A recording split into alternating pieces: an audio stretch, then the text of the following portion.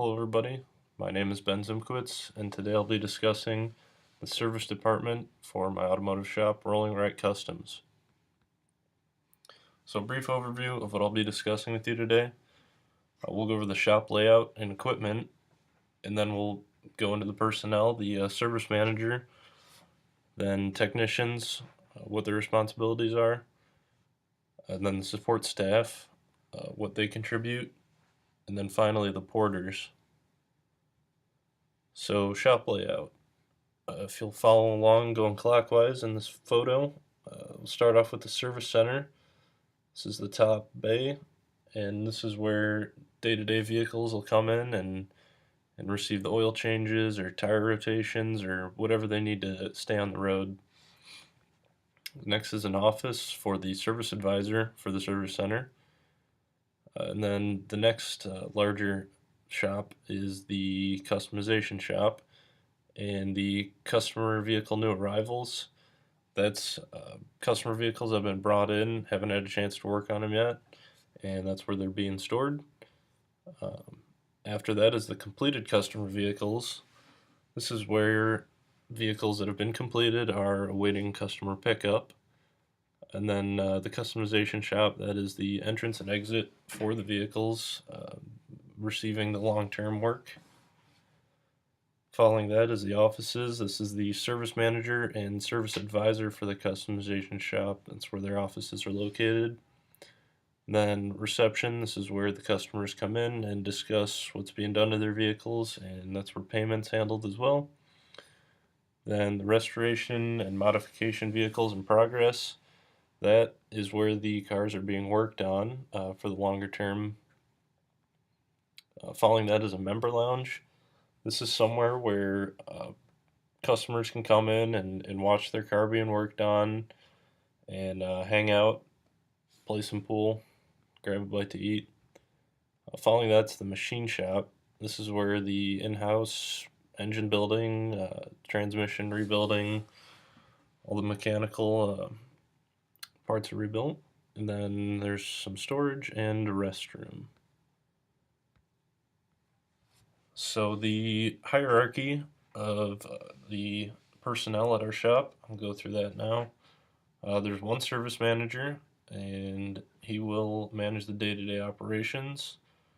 Under him are two service advisors, one for the service center and another for the customization shop. I divided these between two because they're doing two different jobs, two different areas, and I think it's best to keep those two separate. So beneath that are the technicians. There will be one lead tech, and he will work solely in the customization shop.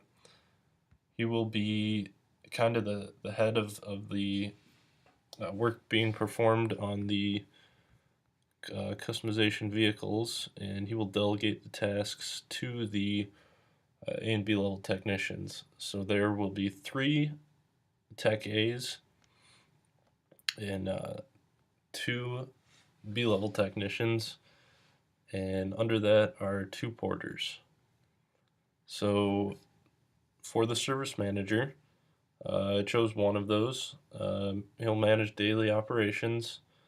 He'll acquire and maintain fleet accounts, and for this shop, it's going to be a lot of higher profile vehicles coming in and out.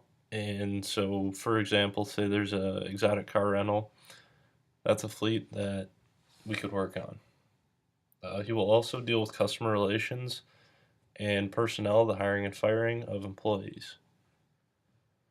So after that, we have technicians, 6 total. One lead tech, like I said, will be in charge of the builds mostly and customization modification, and he'll kind of coach the other employees to boost efficiency. I chose 3A and 2B techs because of the vehicles that will be coming out in and out of this shop. Um, I think it's better off that we have higher level technicians working on more complicated and expensive cars. Um, and then these technicians will all be paid on salary. So the support staff, service advisors, there'll be two of those, one for the service center, one for the customization shop. Um, these service advisors, they'll assign the tasks to the technicians. We'll be in charge of ordering the parts, the oil, the tires, whatever we need in stock, and whatever parts we need to build the vehicles. And they'll discuss that with the customer as well. And they will be paid on salary. So the porters, there'll be two porters. Their responsibilities include valeting cars, cleaning the cars, running parts, cleaning up the shop, and miscellaneous tasks like mowing the grass or shoveling snow or whatever needs to be done around the shop.